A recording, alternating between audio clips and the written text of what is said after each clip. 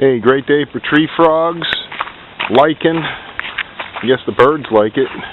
Me, not too crazy about it because I was hoping to get some paint work done pretty soon here, but that's not going to happen when it's 50 degrees and 110% humidity. But what I have done is I've been working on the client build, the Creeper clone here, turning the clone into a drone with an FPV camera, HD, Wi-Fi, mini cam that the client provided. He asked me to mount it so it would look out the windshield. So let me show you how I've done it.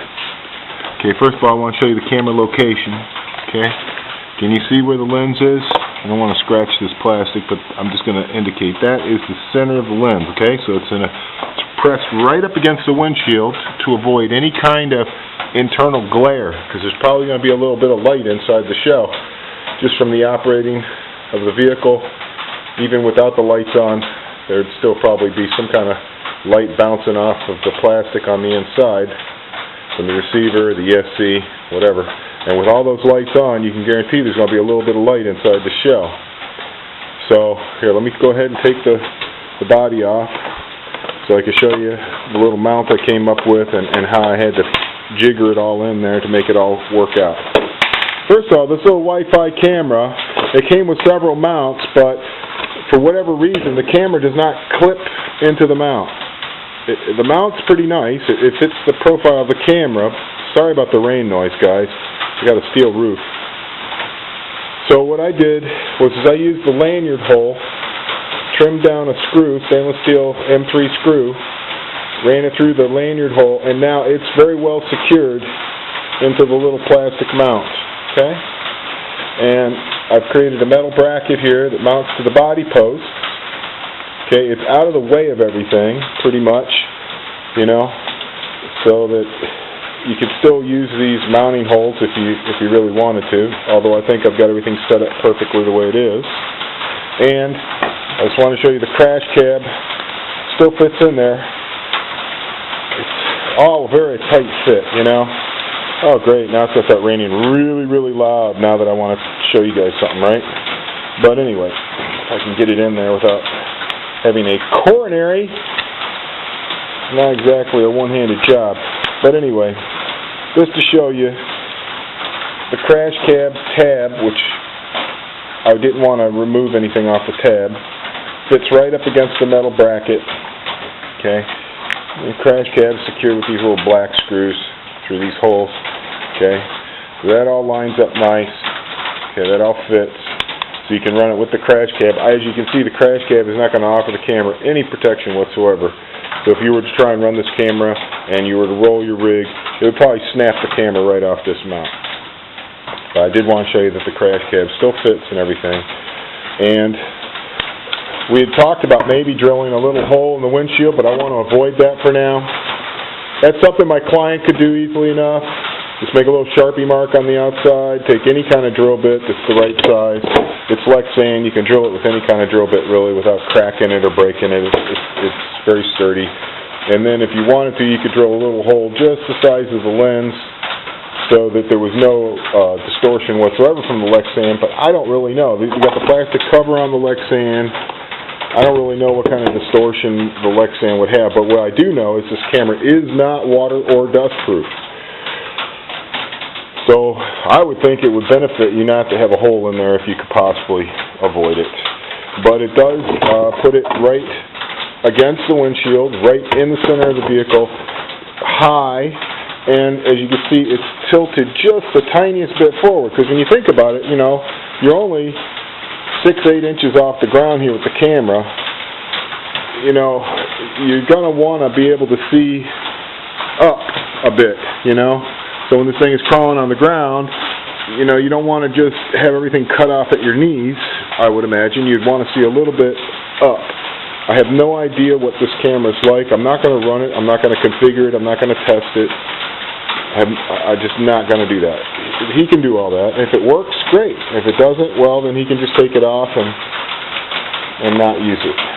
But I did what he wanted, which was to mount the camera in the vehicle right up against the windshield. So that's what we've done. I just wanted to show you how it all looks.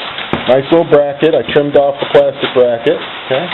Nice little metal bracket, very nicely secured, very sturdy. It's not going to bounce around, it's not going to wiggle. Okay, it's going to move with the vehicle as the vehicle moves up and down. Okay, as you can see, the camera stays really nicely, you know, parallel. You're still going to be, even if you were crawling over stuff, you're still going to be able to see really good. I think this will make a neat little FPV. I sure hope this camera works for you, guys. It would be nice. It would be really cool to be able to just sit there from your cell phone or from your computer and run the vehicle and go check out your property. And as you can see, you got the lights on either side of the camera. You got the camera right there, so I think you're going to have great light. You're going to be able to see really good even at night. So, now that I've got the drone clone phase accomplished here, I feel pretty good about it. I think it's pretty sturdy. I'm pretty happy with it. It doesn't hardly add any weight. I don't even think it weighs an ounce.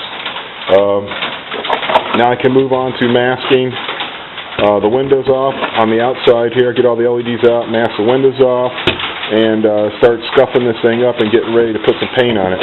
Although, as you can see, with this kind of humidity just hanging in the air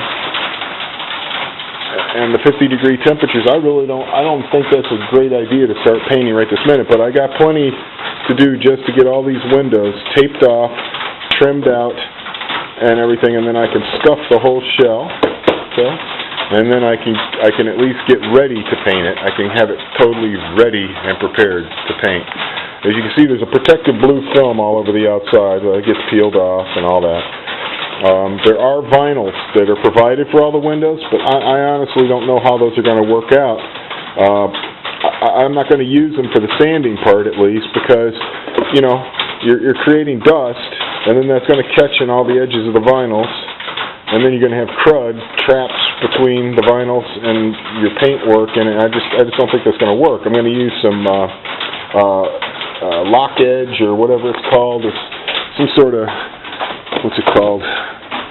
Multi-surface, safe release. It's edge lock. Sticks pretty good. It's pretty sticky. It's not like your regular blue tape that kind of barely sticks. It sticks pretty good, and it's supposed to give you a super clean edge on the paint. So my idea is just to tape everything off and then take my X-Acto and cut it all out, you know, really carefully, so that just the windows are taped off. Scuff everything really, really well. Then I'm going to pull all the tape off, wash the whole thing, dry the whole thing, re-tape it, recut it, and put on the primer coat, and then lay up some paint. So that's it, man. We're back on the client build. I had to take a little hiatus. I'll be honest with you, I was a little frustrated by that, but there's really nothing I could do about it. It was spring break. I had to do a lot of stuff with the family, and then various weird things started happening, and I had to deal with them. So finally, back down the shop with the client build. Very happy to be making some progress, and you'll see a lot more progress soon. All right, guys.